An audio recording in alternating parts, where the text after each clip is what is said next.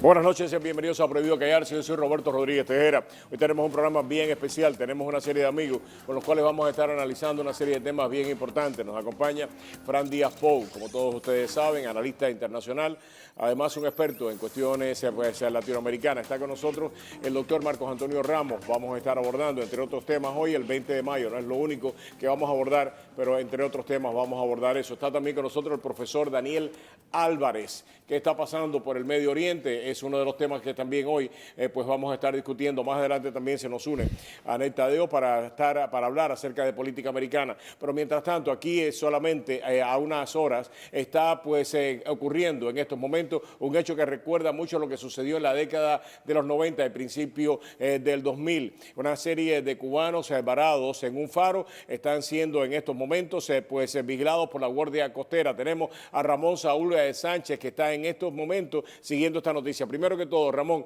¿dónde estás y por qué estás ahí? Adelante.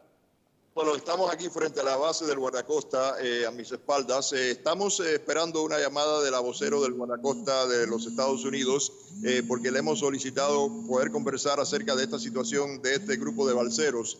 Según nuestro punto de vista y la de nuestros abogados, estos cubanos pertenecen a la categoría de pie seco, pues fueron encontrados arriba de como sabemos, la estructura de un faro que está anclado directamente en la plataforma continental de los Estados Unidos. De hecho, para acentuar más la situación, se llama American Shoal, el faro, y nosotros estimamos que esto es el mismo caso que el puente de las 7 millas, el caso aquel en el 2006, donde hicimos la huelga de hambre y donde retamos al gobierno en corte y terminó el juez Moreno dictaminando que el puente de las 7 millas era parte integral del territorio de los Estados Unidos, aunque era una estructura muerta porque estaba cortada en las dos partes. Esta es una estructura muerta que está en territorio de los Estados Unidos y pienso que debe ser todavía considerada estas personas pie seco. Y le estamos pidiendo a la comunidad que se movilice, porque si no lo hacemos, este grupo de cubanos, después de tantos esfuerzos, podrían ser repatriados a Cuba. Ramón, ¿cuándo es que esperas conversar con las autoridades pertinentes para decidir si esto fue un exabrupto de un oficial de guardacosta o esta es la intención del gobierno de los Estados Unidos de al hacer contacto con estas personas, detenerlos y devolverlos a Cuba? ¿Cuándo esto se va a aclarar? Creo que hemos perdido contacto con Ramón. Pero bien, eso es lo que está a debate. Si en el transcurso del programa pues logramos obtener más información, pues estaremos nuevamente haciendo contacto con Ramón. Una de las primeras personas que en Miami dijo de que este verano iba a haber una crisis migratoria, lo dijo el año pasado, fue Fran Díaz Pou. Lo tenemos acá con nosotros. Fran, ¿a ti no te extraña esto? Tú lo dijiste desde el año pasado, lo vienes avisando. No solamente lo dijiste en este programa, te has reunido con autoridades del gobierno de los Estados Unidos y les has hablado de esta posibilidad, que ya no es una posibilidad, ya es una realidad. Bueno, lo que ocurre es que se está produciendo el deterioro continuo de la economía cubana. Las condiciones de vida del cubano se han deteriorado de una forma espectacular. Además de eso, se ha perdido la esperanza en Cuba. Y todo el mundo lo que quiere es huir. Eso por un lado. Eso desde el punto de vista de lo que es la visión del pueblo de Cuba, de allá en la isla. Por otro lado, la situación, el gobierno castrista siempre ha utilizado la vía migratoria, que es el único arma efectivo que ellos han tenido para lidiar y ponerle presión al gobierno norteamericano. Cada vez que ha habido una crisis o asomo de crisis sociales, de desestabilización del modelo castrista social en Cuba, ellos recurren a la única arma que tienen, que es, por supuesto, la emigración. Y no van a cambiar porque ellos son incapaces de crear otras nuevas opciones. El liderazgo cubano es muy viejo. ¿Pero esto se va a profundizar todavía mucho más? Yo diría que sí, yo diría que las condiciones están dadas para, primero, el pueblo por un lado, deseoso de escapar, y por otro lado, el gobierno que utilizando esta arma, que es la única que saben utilizar con eficacia y eficiencia, pues está planteado todo que en este verano se puede esperar este tipo de situación aquí. Tony, tú has estado siguiendo el tema cubano también con muchísima minuciosidad. Hay algunos que dicen de que si el gobierno cubano hace cambios demasiado apresurados, pierde el poder, pero que si no los hacen, pierde el poder. Entre los temas que vamos a abordar más adelante, la crisis de Venezuela, la crisis de Brasil.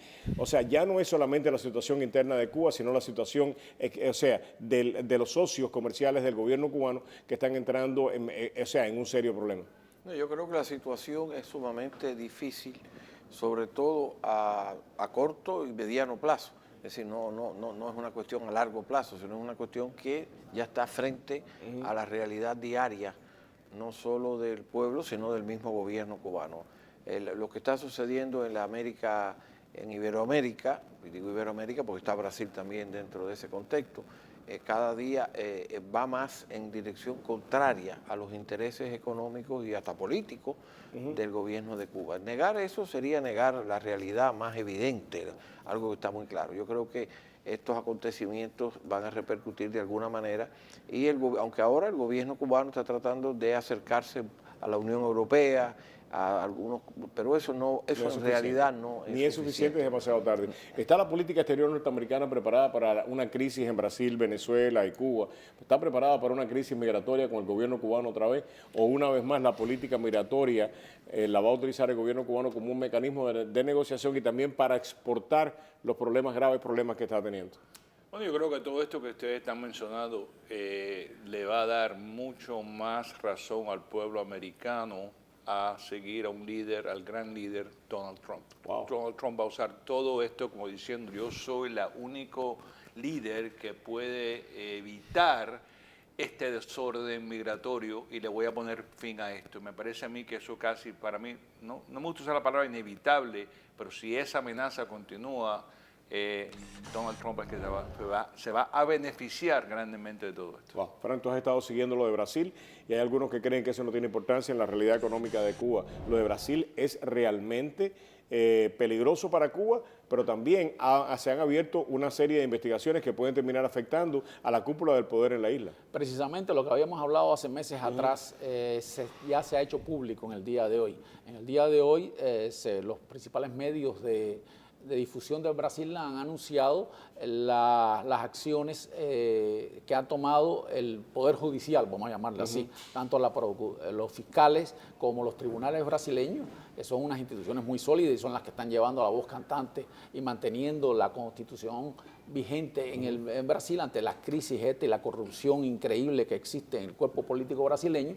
Y hoy se anunció ya formalmente que se ha creado una nueva operación, ya no es una operación de autolavado como se llamaba la operación de Petrobras, el gran complejo petrolero brasileño. Esto es una nueva operación en la cual hoy se estaban interrogando a un sobrino de la primera esposa de Lula, que era el frente que utilizaba Lula. Se sospecha que es el frente que utilizaba Lula para recibir todas las coimas, todo el dinero de Odebrecht. Es decir, cuando Lula gestionaba a través que le dieran préstamos a Odebrecht para construcciones en el exterior, y en este caso se está investigando la construcción de una represa en Angola, y una represa que el Banco Nacional de Desarrollo Económico y Social del Brasil, que es un banco estatal que promueve las exportaciones de Brasil hacia el exterior, prestó al gobierno de Angola para que Odebrecht lo construyera 420 millones de dólares. Parece que ahí el soborno a Lula, que fue el que gestionó toda esta gestión ante el Banco Nacional de Desarrollo, fue de $3,5 millones. Y están investigando la figura que recibió eso, una corporación ficticia a nombre del sobrino de la esposa de Lula. Así que ¿esto puede llevar a Lula a la cárcel? Eso puede llevar a Lula a la cárcel. Esto puede provocar de que las más altas figuras del gobierno cubano, entonces estoy hablando de Rodríguez Calleja, que es el que ha estado a cargo precisamente de los negocios con Brasil, sea de alguna manera señalado. Por supuesto, es más, ahí en el informe que se publica hoy se dice que no solamente es el caso de Angola, sino se están estudiando los préstamos que hizo el banco para obras públicas en República Dominicana y Cuba. específicamente. Y las investigaciones estas comenzaron en el mes de diciembre, como se comentaba y nos comentamos aquí en este programa, ya son oficiales, ya es una cosa oficial y reconocida por el Poder Judicial brasileño. Tony, una de las cosas que lo hemos visto en las últimas horas es básicamente una serie de militares muy importantes, pero muy importantes, chavistas todos, gente que ha ocupado y está ocupando las más altas posiciones dentro de la estructura militar venezolana, cuestionar la decisión de Chávez de poner a Maduro y básicamente acusar a Maduro de destruir todo el legado chavista. Hablo con amigos que me dicen, ahí no va a pasar nada, olvídate que ahí no va a pasar nada. Otros creen que estos realmente son los hechos más evidentes de que se están a producir cambios, pero profundos en Venezuela. Bueno, la evidencia va en esa... La tendencia es esa. Lo que va a suceder es imposible predecirlo, pero si en el caso de Brasil ya podemos hablar concretamente del fin de la era de Lula, es decir, el periodo, y me gusta ver la historia por periodo, ¿no? Más largos o más cortos, ahí está el fin del periodo de Lula. Si continúa la situación en Venezuela, la era de Maduro-Chávez, de Maduro-Chávez o de Chávez-Maduro, como quiera que quieran presentarla, está amenazada de terminar a corto plazo. Por supuesto, no sabemos lo que vendría después, es decir, pueden ser acontecimientos sumamente impredecibles, y valga cualquier redundancia, pero no hay duda que no va a poder continuar el status quo de manera indefinida, por una serie de razones. Ahora, ¿qué viene después? Ahí está la gran pregunta. Una de las cosas que le decía a un amigo venezolano recientemente, aquí en el canal, es que a pesar de que en el periodo especial hubo hambre en Cuba, hambre, en serio, mucha hambre, nunca se perdió el control social. El gobierno cubano nada más que perdió el control social cuando el maleconazo mantuvo el control social.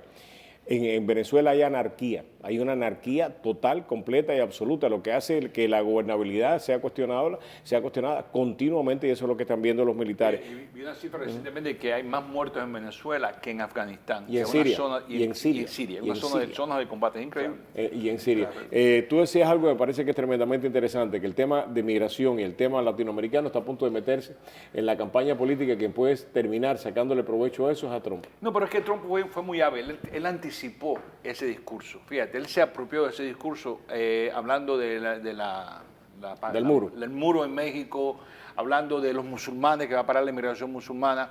Y lo que muchos americanos ven, y yo hice una gira por el sur de los Estados Unidos y me senté a hablar con gente, entre comillas, intelectuales, y todos estaban fascinados con Trump, es que ellos sienten una amenaza de lo que ellos considerarían una barbarie no blanca que ha invadido a los Estados Unidos, como los alemanes invadieron a Roma. ¿Y estos son intelectuales? Llevó a la caída estos son intelectuales. Estaba hablando con profesores universitarios, que eso es lo que más me preocupó, porque tú hablas de una persona de la calle y no te interesa. Y entonces, ese tipo de discurso, me di cuenta que eso no es una persona común y corriente. Estamos hablando de intelectuales, líderes universitarios, profesores universitarios, unos cubanos, unos americanos. A mí me dijeron, no vayas aquí y a hablar español, porque la percepción del hispano, el mexicano, el cubano y todos ustedes, para ellos son basura, son una amenaza a la integridad cultural de nuestro país. Y acuérdate bien, nadie más que menos un liberal, Samuel Huntington, en el 2004 escribió un libro diciendo la amenaza más grande de los Estados Unidos son los hispanos. Así que ya estaban ciertos patrones sentados. Lo que ha hecho Trump hábilmente se ha apropiado. ¿Y qué pasa? Hay que vincularlo a lo que está pasando en Europa. El gobierno de Angela Merkel en Alemania puede caer por este mismo problema. La tesis de Huntington es una réplica del planteamiento del senador Calhoun de South Carolina, que planteó durante la guerra de México, cuando se hablaba de tomar a México y de absorber a México, los Estados Unidos decía que no, porque eso iba a disolver la Unión que fue fundada por hombres blancos del norte de Europa y de una orientación religiosa protestante. Y entonces el incorporar gente que no fueran de esa